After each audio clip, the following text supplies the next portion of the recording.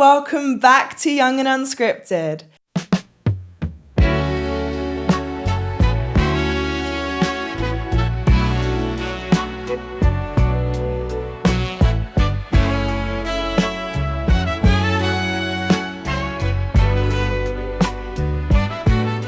I am super excited to announce our next special guest on the podcast. We have the artistic director of November Theatre joining us today. Please join me in welcoming Nell Bailey to the podcast. Hello. Hey, how are you? Yeah, I'm good. I'm not as soggy as I thought I'd be. I've recovered a bit, so I'm good. Amazing. Yeah. So now, can we start at the very beginning of your career for me? Can we start at that first point where you thought the creative industry might be the journey you want to take? Oh my God, yeah.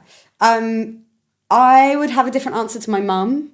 My mum would say that when I was 4, I was in Rainbows, maybe 4 or 5, and I wrote a play for them. Wow. And I can't remember this. I have 4? I have no memory. Well, she must have done it. Do you know what I mean? I think this is the thing. She's like, my child's really good, and really I was probably like, I've got an idea of a fairy, and she wrote it down. Yeah. And so I think my mum would say that, and then I would say I did it all the time as a kid, do theatre stuff. Yeah. So I grew up in Bristol, and I was part of the Bristol Old Vic Young Company. So the theatre's there, they've got a young company, and you can join it from when you're I think 10.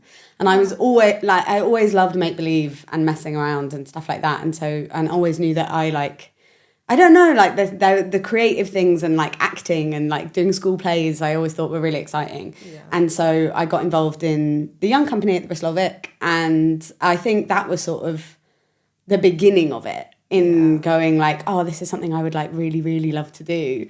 I was run by Miranda Cromwell, who's now, Olivia Award-winning, amazing director.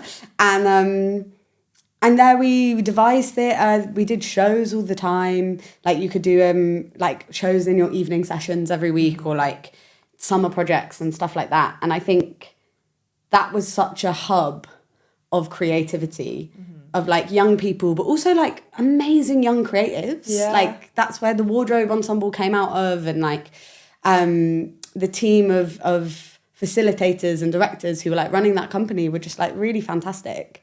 And really inspiring.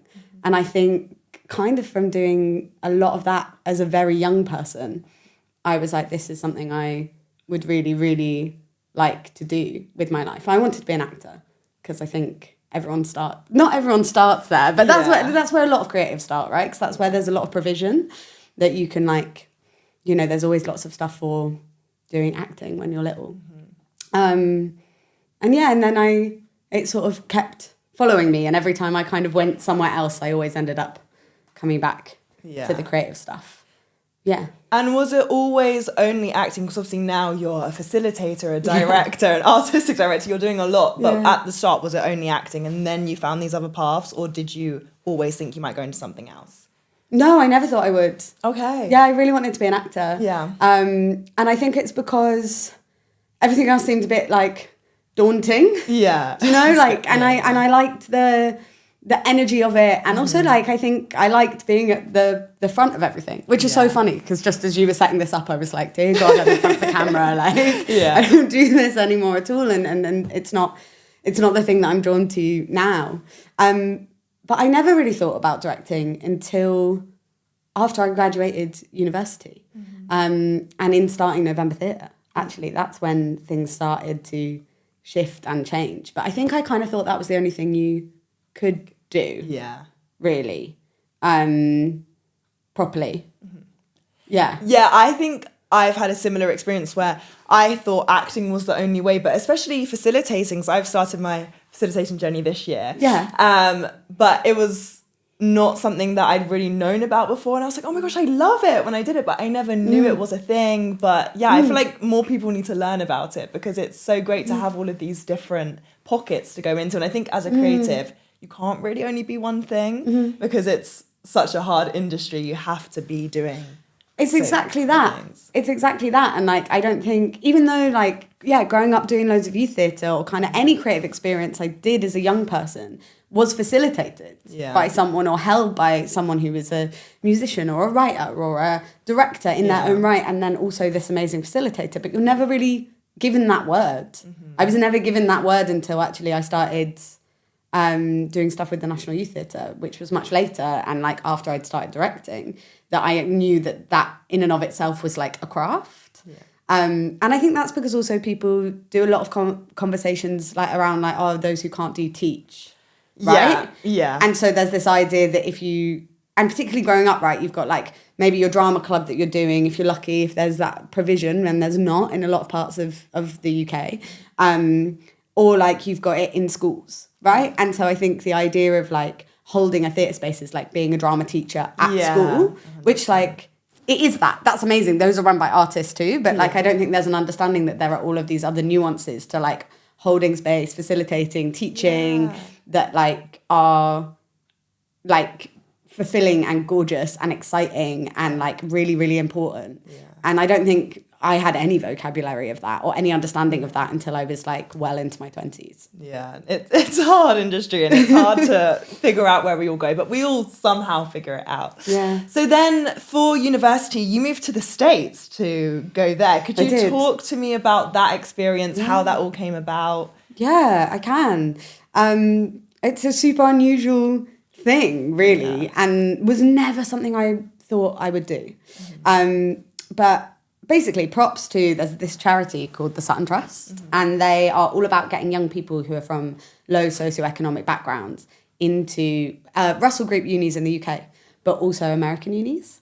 And sort of their mission is about diversifying the student body, particularly in America, right? Because it's so expensive to go to university there. Like, we all know it, but like the reality of it is it's an insane amount of money. And it's not something we're prepared for in the UK or even think about here, because we've got like really great student loans, and as much as tuition is going up, it's like capped at 12 grand for undergrad. So the Sutton Trust was set up as going, you've only got often really wealthy international or like British students going. We need like young people who aren't from that background to go into these places and benefit from them and add to that ecosystem. And that's like the good, like, golden story of it, right? Yeah. Really, I was 16 and like this program got advertised at my school, which you could apply to, and there was a free trip to America. And I was like, yes, please. I want to go to America. I would like to go to America for free. Like, that sounds really fun. Yeah. And so I applied to this program, got into this program, and they told us all about what an American university system was, which is like a liberal arts degree where you do lots and lots of different things. And then you pick a major and you pick a minor. And I was like, that's great. Because I didn't know what I wanted to do. Like, I'd grown up doing all of this acting stuff and I loved it. But I was also quite a nerdy kid. And like, part of me wanted to be a scientist. Yeah. I was really good at geography. I love that. And I was like, maybe I want to be like a geographer or do like international relations. Yeah. Like, I really didn't know. And I think we put so much pressure on knowing at 18. And this the idea of America, I was like, I don't have to know yet. And also this amazing woman stood up and she talked about going to school in New York. And I was like, yeah, great. I'll do that. Like, that sounds fun, right? Yeah. And I don't think you really, like, I don't know, I was really young and just the possibility of it. And someone said, like, it might be achievable for you. So, yeah, I applied, and through the help of the Sutton Trust and sort of like through working with the school that I went to, I got full financial aid to go, which was the only way that I would be able to afford it. And yeah, I ended up in the States at kind of 18. Wow. And I remember my mum leaving me there. Like, she came out with me, and it really didn't hit me until I was on the flight. And I remember turning up and being like, I'd spent one day in New York, like on this like free trip that they took us on. Yeah. And then I was like, I live here now. Yeah. And then my mum was like, I have to go. And I was like, no. Yeah. Please don't leave me here. All the accents are straight. Yeah. Well, what was that like, being 18 in this huge city that everyone dreams about? I mean, every actor has heard about New York. If they haven't been able to go, they've heard about the amazingness of New York, but also how hard it is to kind of graft in that industry. Oh my God, yeah, it is. I mean, when I got there, it's mad because it looks like Friends. It looks like a movie set, and I think I was quite in awe of it as a place. But I think you're right. It's a really hard city, and I didn't necessarily get exposed to that straight away because the university I went to. So I went to Barnard College, which is the women's college of Columbia. And Columbia is like a campus uni on the Upper West Side. So we were just kind of nestled away, and I kind of got to hide from that like New Yorker-y thing. But then as I went through university and like started doing more theatre stuff, and I did film stuff for a while, I like wasn't quite sure what I wanted to do. And then after graduating, it is a really hard city if you don't have a lot of money. I mean, people say that about London as well, right? But I think New York especially is like that. It's really, really expensive, and it's really in the way it's like any part of a creative industry anywhere. It's built on like who you know. Yeah. Like having more money is definitely more helpful. Because you can sustain yourself while doing it, and like all of those structures exist. And to me, maybe also because of the age I was and like really having no cash and being in an institution where there are incredibly wealthy people, incredibly like from completely different worlds, like private jet worlds, like mad things. Yeah. Even my friends who felt normal, I was like, we're on different planets. I think that definitely felt really daunting. And I know a lot of all the other students I know who like went to different colleges who'd done this charity program. I think we all got to America, New York or not, and were like, this feels very different. And we feel a bit out of place. In varying degrees and different kind of lived experiences of it. How do you think your creative practice changed or developed out there? On a technical level, right? I'd come from doing a lot of like devising and like community focused theatre making at the Bristol Old Vic.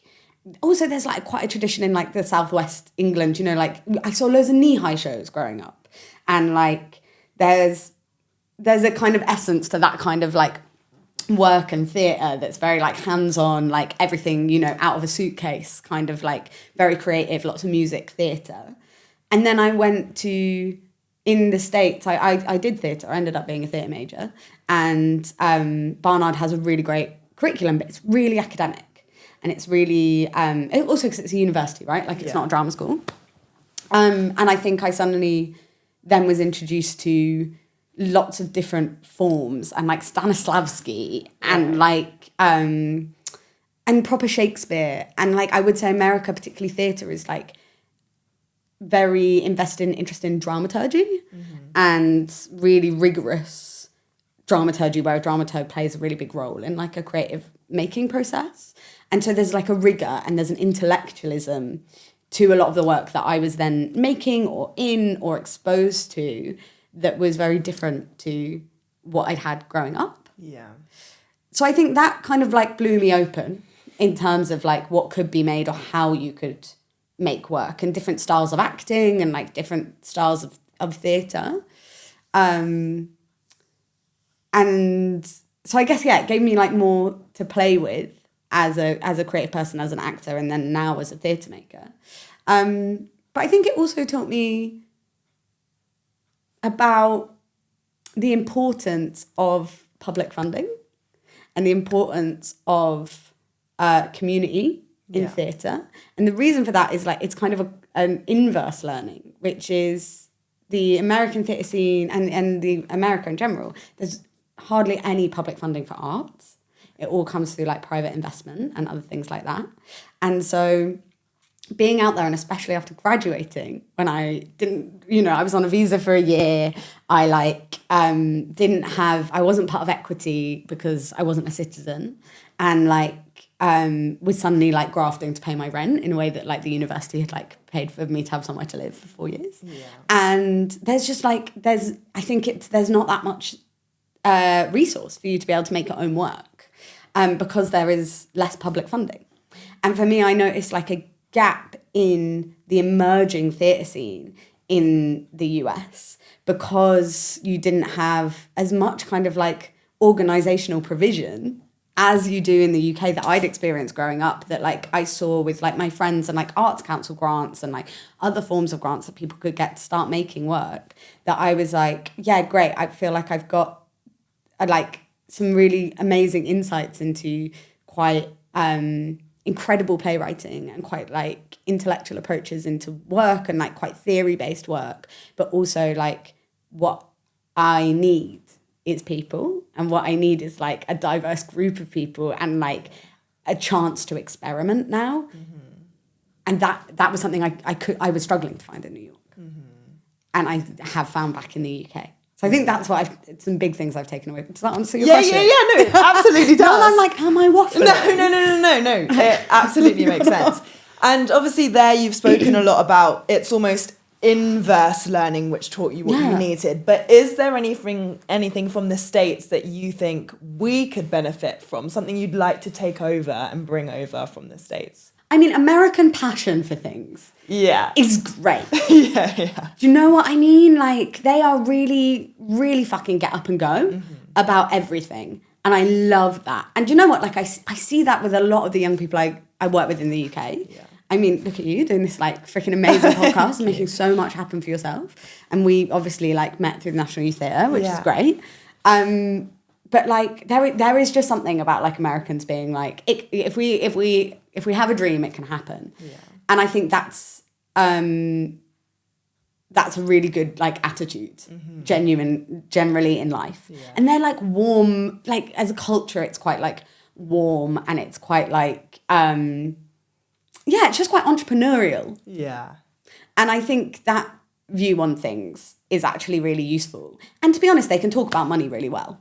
Like, I say there's this inverse learning about like, saying that there was a lack of public funding, but like they know how to schmooze, they know how to like pull string. Obviously, maybe not everyone. I'm not trying to talk ubiquitously about a culture, but I think there is something there around. They're like quite industrial as an industry, as a culture, and I think that was really useful, at least for me as a creative, because I think I came back way better at talking about myself, way more confident than I'd been at the beginning when I moved out there, and was very like had a very British sensibility about like dumbing down all of my skills and being like quite apologetic for my existence in the world. And Americans are not like that. Not at all. No, they don't. And they don't want you to be. And I think so. I brought that back, and I think it was quite abrasive when I first got back to the UK. But like, I can do this, and this. Hire me for this. Honestly, but you should be like that, 100%. But it's, as you said, it's just not a British way to be like that. Yeah, it's not a sensibility. I remember I was writing these cover letters, being like, I'm Nell Bailey and you should hire me for these reasons. Because like that's what I did out there. Yeah. And like I think I made an early website which doesn't exist anymore. Thank God. Don't try and find it. Don't try and find it in the like archives of the world. But it was just very brash, and it was very they know how to sell themselves. And I think actually I really had that when I came back, and then I got nervous and lost it for a bit, and I've been trying to re-find that American energy. Yeah. I would say that is really good. Yeah. That, and a shout out to Anne Bogart and Viewpoints, which is, sorry, that's on the other end of it when you're like, it's like, what do I take from America? My friends, the energy, and Anne Bogart's Viewpoints, which is just a really great practice. Yeah, I love Viewpoints. It's great. And then, so obviously you came back to the UK and you set up November Theatre. Mm-hmm. So could you talk to me about what inspired November? Yeah, of course. Actually, I didn't start it in the UK. I started it in the States. Oh, I didn't know that. Yeah. Okay, Yeah. We started in 2019 in New York. Wow. And this, do you know what, Sienna? It was, we started the company because I couldn't get any work as an actor. Yeah. I could not get any work. I did some bad off Broadway plays. And I just really wanted a juicy part to play. Yeah. Because all through college, we'd just been, like play on play, project on project, and graduating that was just like nothing for like 6 months. And one of my best mates at uni was in the year above me. Her name's Britt Burke. Shout out to Britt Burke. She's an amazing theatre director and a beautiful human. She was a director. She graduated as a director. I graduated as an actor. And we were just like, we want to do a project. let's do a project.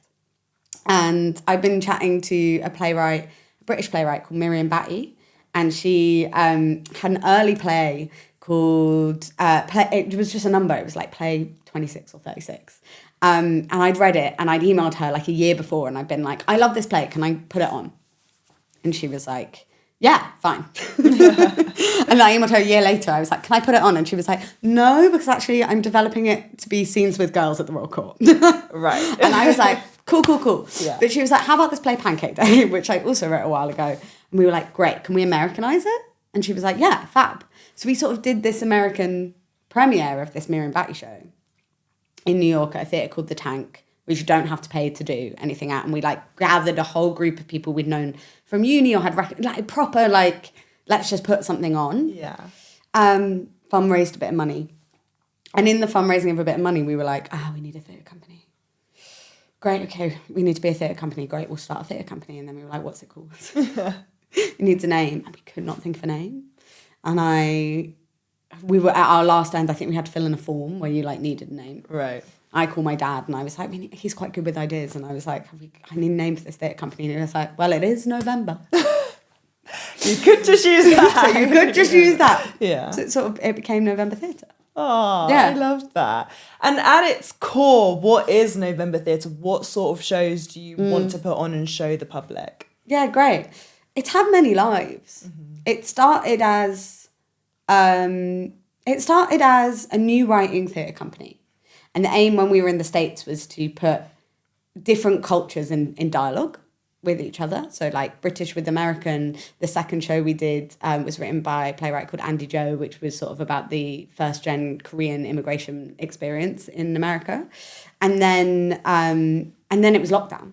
And then we started just working with artists across the globe, putting on new writing. You know, it was very experimental. It was sort of like anything goes. And we were just really interested in exploring a diverse range of perspectives all through new writing. And that was gorgeous. And then that kind of carried forward into really like establishing the company in the UK. So I moved back just before COVID. And at that point, Brit was like, I'm going to go and do my thing. It's hard for us to actually physically run a company in two places. You're really excited about this. You take it. And I was like, I am really excited about this. And I can set it up here and I can get a bank account and I can like apply for an Arts Council grant. And by that point, I'd met this playwright called Isabella Waldron, and we were working on a show called How to Build a Wax Figure, which was all about a sort of lesbian intergenerational love story. Again, she's American, and we were looking at those perspectives, and we also realised that there weren't many stories that were about age gap relationships between women. You had a lot in like hetero relationships. Yeah.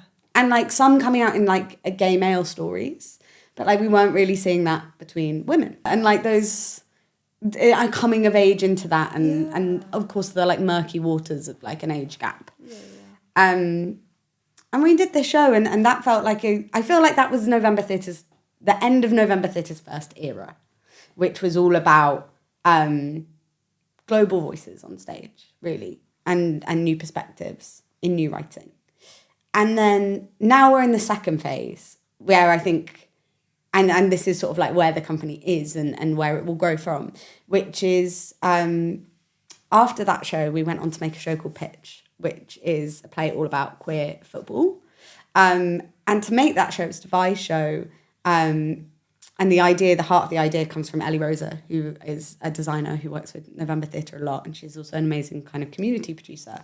We interviewed hundreds of players and teams and fans and like the FA and like joined a grassroots football team, and we just really invested in this world of trying to get to know people, and we really wanted to make a show with and for people who shared that identity, had that lived experience, and really put that story on stage. And I think that's when we sort of realised as creatives and people working on November Theatre shows that we really wanted to make stories with and for communities, rather than just doing like new writing in isolation. You know, instead of just going, we think this story is important, so we'll put it on a stage. Really thinking about like what are the wider effects that could be made? What are the ripples that could be made? How can we get a community involved in making a show? And really just think about that impact as something broader than just a night or an hour and a half, 2 hours, 15 minutes, whatever length it is of a show in a dark room with other people. Like, how can it be broader than that?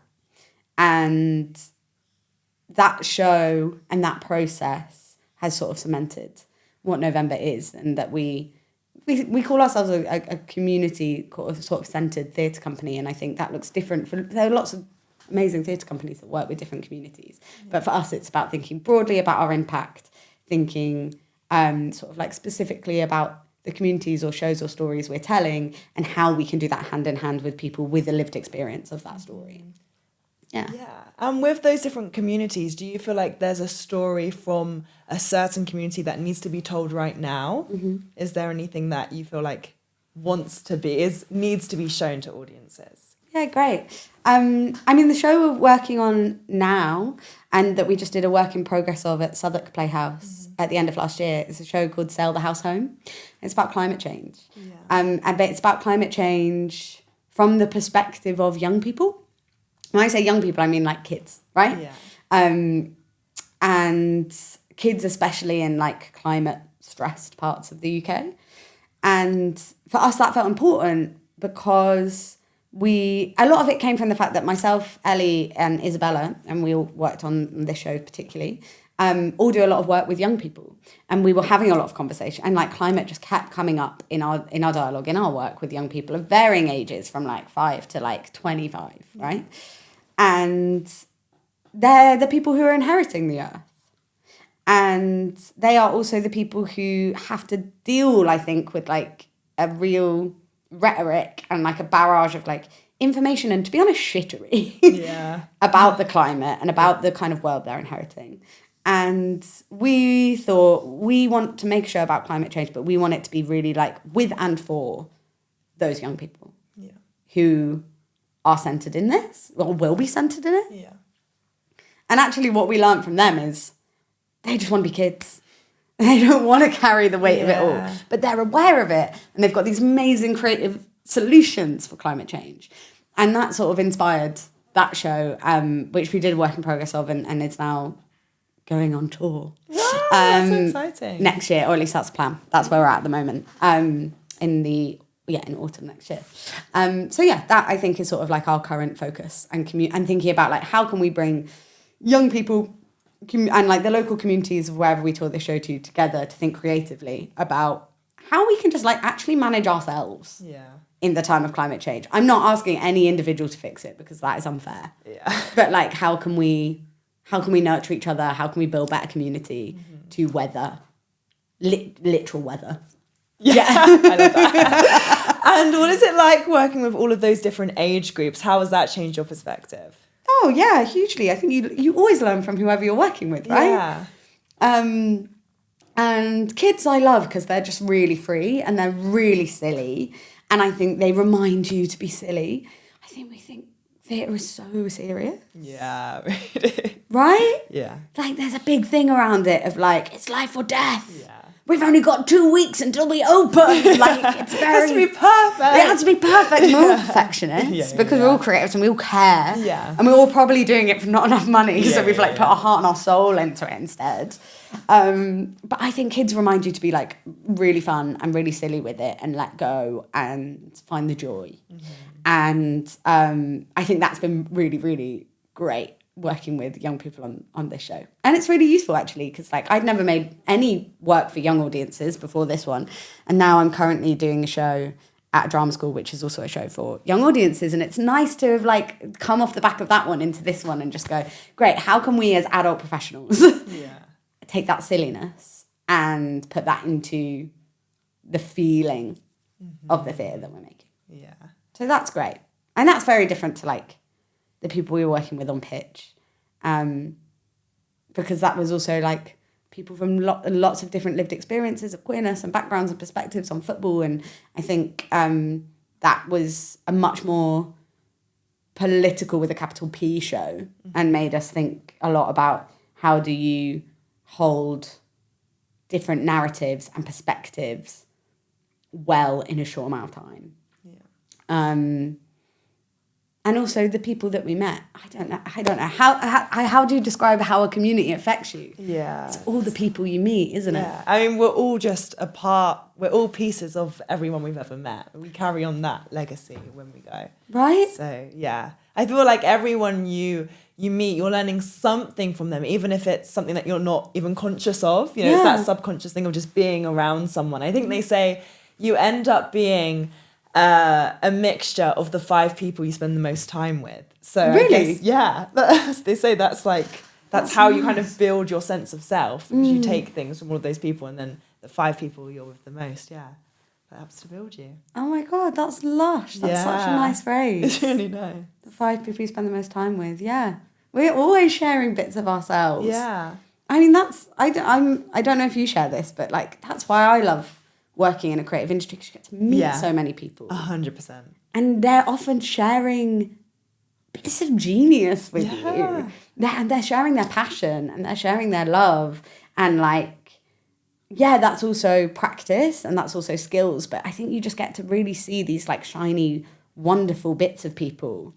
Because they're doing something that they really love, because we do this because we love it. Yeah, because it'd be hard if we didn't love it. Yeah, exactly, right? Yeah. And November Theatre, it's split, isn't it? It's in London and it's in Cornwall. Yeah. Those are 2 very different ecosystems. How has that worked? Like, how have you been able to kind of keep that creativity alive while being in such different places? Yeah, I mean, a lot of that's learning, right? Like, so the reason we're sort of split between is because Ellie, who has been helping like run a chunk more of the company with me, is down in Cornwall, and the show that we just made is sort of like we started making it with. It's set in Cornwall, and it's about being in that climate affected kind of part of the UK, which Cornwall is like one of the most battered parts, along with like the Norfolk coast, which is falling deeply into the sea. And it's a balance, it's a learning curve, really. I mean, like, we're a really small company. At the heart of it, it's really just me and then working with different associates. But I'm from Bristol, I'm from the southwest, so's Ellie, and that's where a lot of our work has been focused. And with her down in Cornwall, and us starting to build a lot more connections with like Cornish theatres and creatives, that is just where some of our work is beginning, or where parts of our work will be concentrated, and then the other parts will sit with me here in London.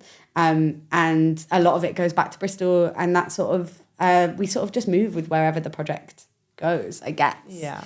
And the balance of it is always in thinking about what show are we making, who's the audience, and we always try and get whatever project we're doing to as many people in an impactful way as possible. And that might be that we make a project down in Cornwall and it just stays in Cornwall. That might be that we do a project in London, it just stays in London. It might be that we bounce between the 2. It might be that we tour something nationally.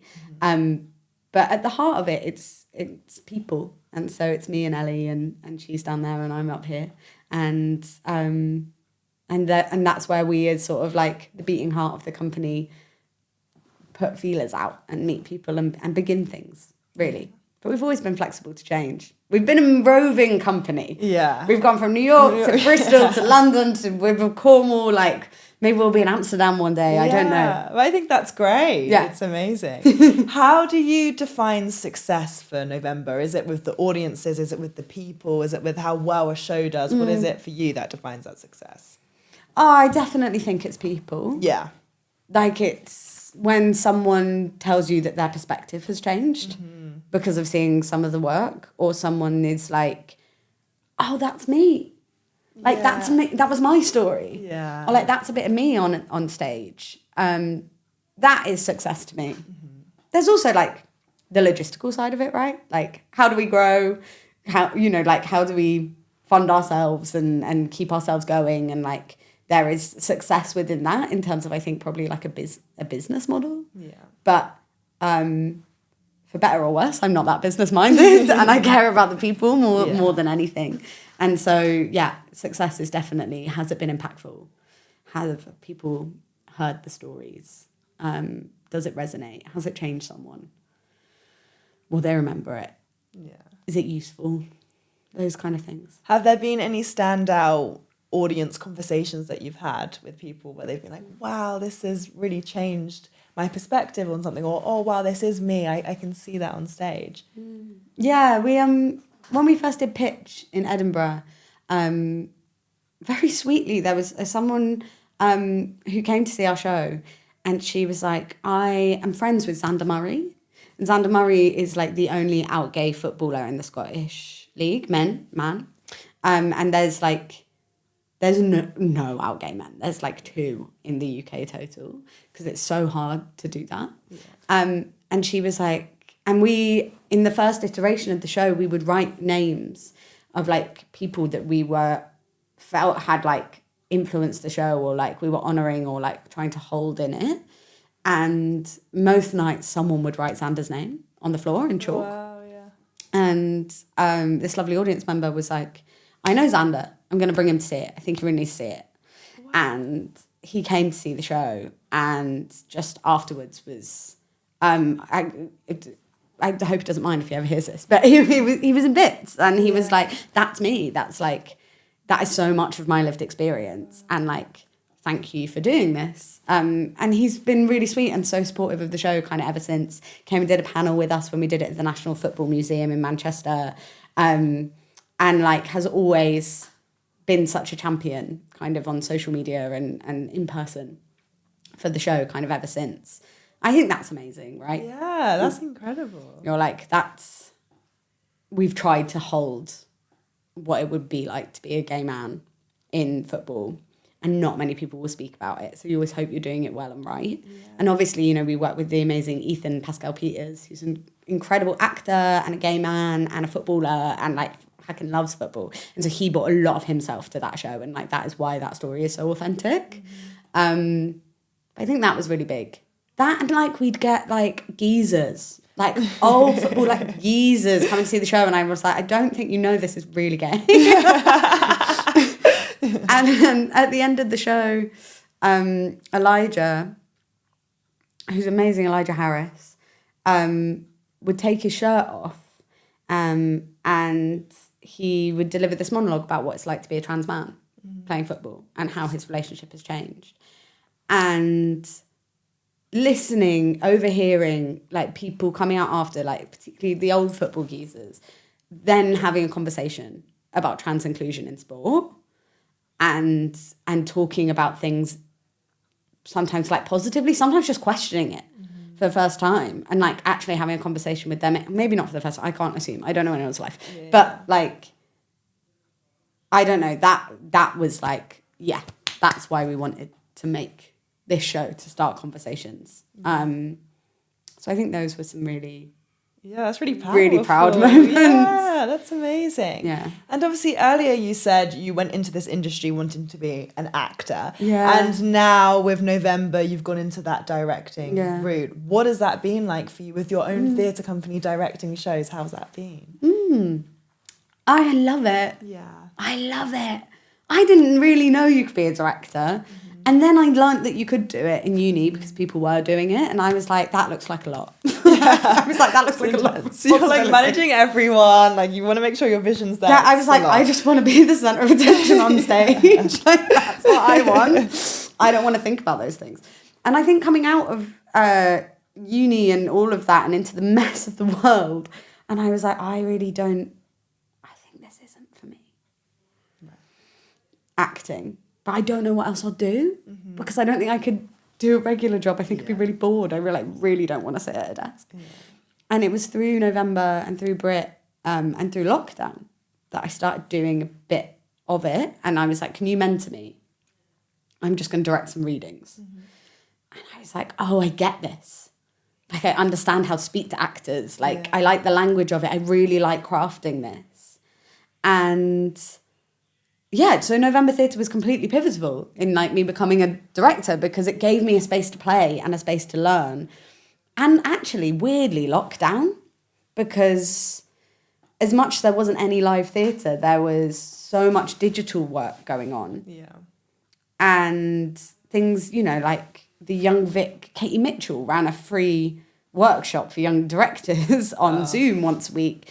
And I know friends who did some with like Lindsay Turner or Rob Ike. Like, it's crazy, like the provision that suddenly existed. And there were all these digital plays, and I just got to try, and I got to fail.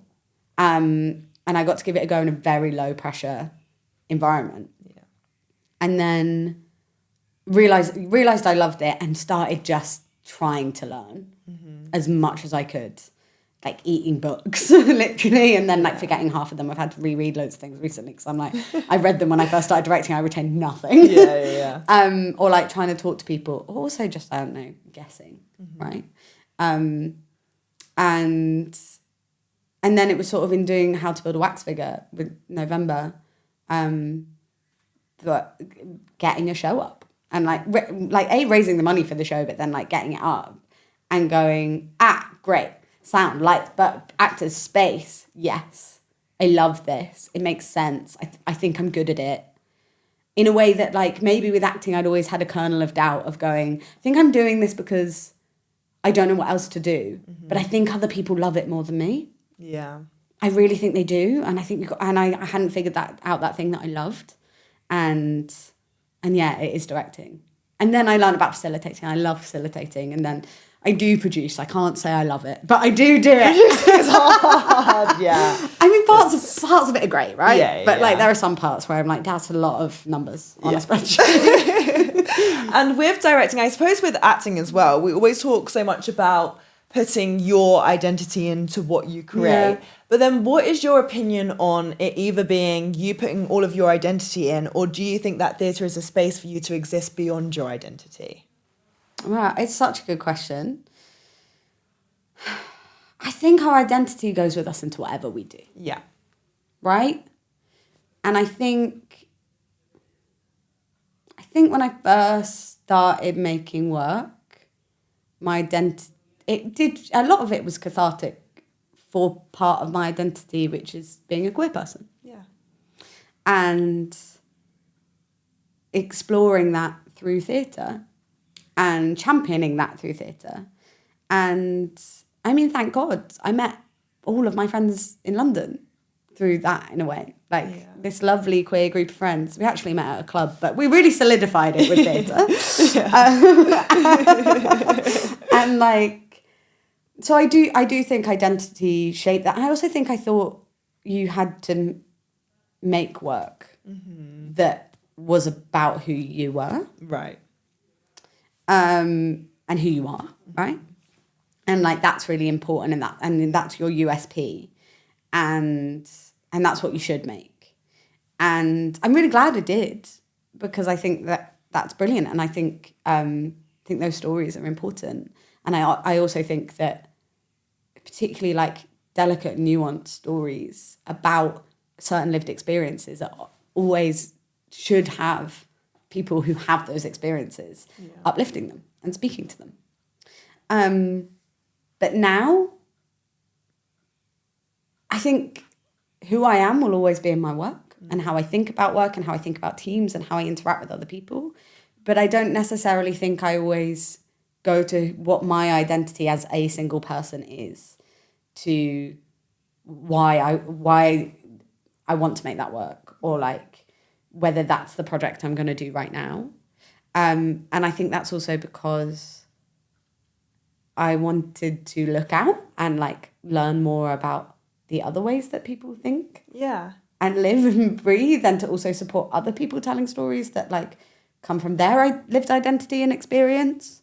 And that feels really important. I think it's a beautiful question, and I think it's a complex question. It's it's hard because it is, I think with acting, we're always told, you know, you're putting yourself into everyone's shoes, like you're playing all of these different characters, and absolutely that is what you're doing. But then also, as you said, a part of you will always be a part of that character. That character is you, just in a different circumstance, different lived experiences. And I think the same for directing, the same for facilitating, or whatever job you do.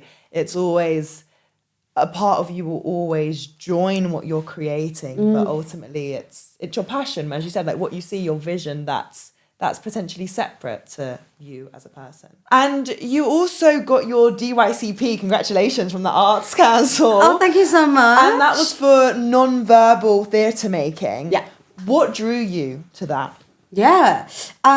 Big mix of things, but actually a lot of it was from working at the National Youth Theatre, where I started working a few years ago on a programme called Stepping Up, which is all about, it's an accessible free 3-month course about getting young people who otherwise wouldn't have access to the arts into acting and facilitating.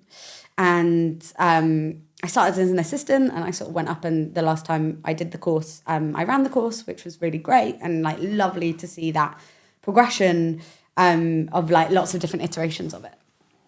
And in that course, we work with a lot of young people with a huge variety of lived experiences.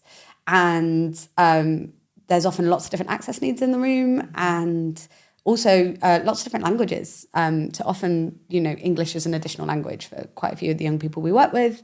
And that might be for a number of reasons, but we also work with quite a few asylum seekers and refugees. And I really noticed in running that programme that some of the because also it's a level 2, so they do a GCSE at the same time, so there was a lot of like typey. And I was like, when we're doing the really like heady stuff, we're not always speaking the same language, and like it isn't as accessible to everybody, like doing the Stanislavskian approach into the text, or having to like write up a response right afterwards. But when we're doing physical theatre, suddenly like something would happen. Yeah. There'd be this complicity in the room. Like everybody was speaking the same language because it was a universal one of the body. Yeah. And for years, I love dance theatre. Like Peeping Tom are amazing. And I remember seeing some of their work when I was like 18, and I was like, this has blown my mind. And again, like growing up with Nihaya and seeing like Complicité's work, and now I'm kind of a bit older, I go to Sadler's Wells all the time and just like watch a lot of dance. Yeah. I love it because I also like don't have a dance lexicon, so I'm just like, wow, amazing. That's incredible. Yeah. Like rather than I think when I go to theatre and I know too much about it. Yeah. But I just love physical performance. I think it's really stunning. I think it's really emotional.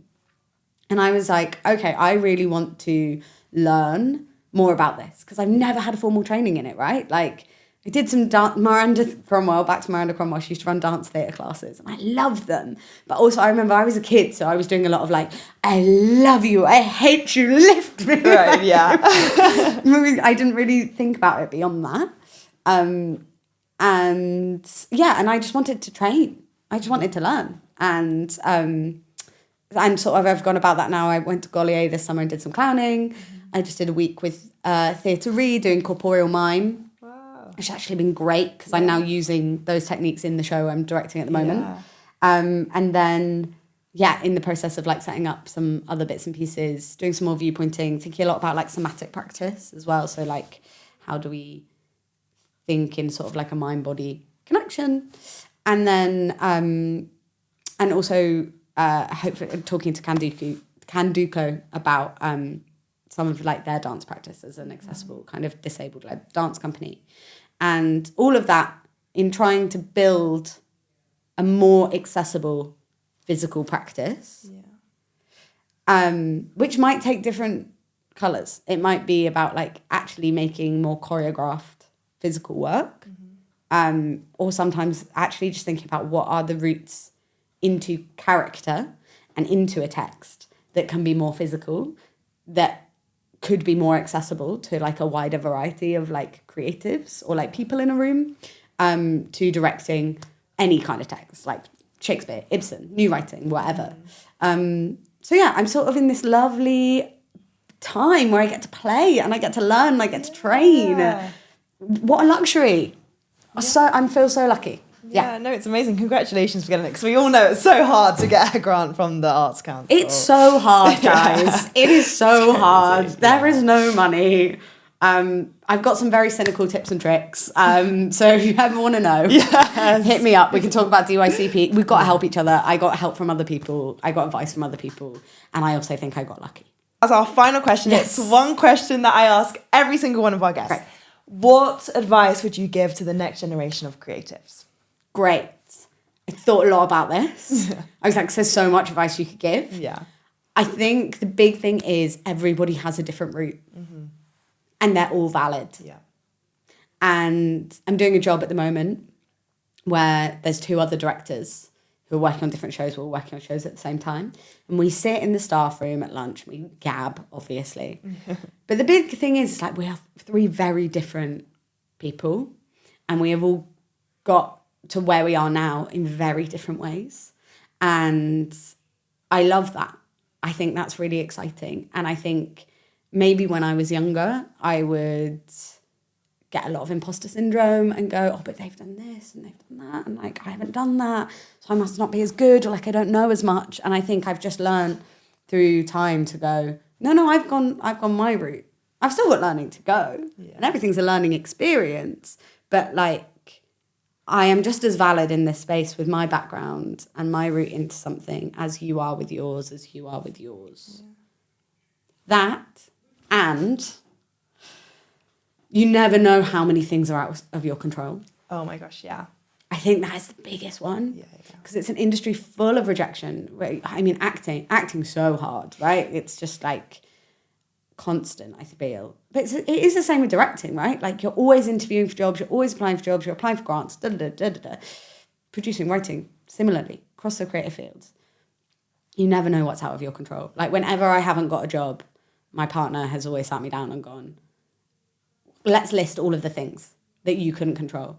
You had no idea if they were looking to fill that role with someone with a particular lived experience to flesh out the team. You do not know if they had an internal candidate. You do not know if they'd already had an idea in mind of someone. You do not know if they are being limited by this, that, or the other. Like, you do not know so much about what you're going up for. Yeah. That sitting down and beating yourself up over whether you did right is so a waste of time, because you will have done your best. Yeah. And you will have been yourself, and you will be great. And so very rarely is not getting a job about you. And I think that is a really important topic. Yeah.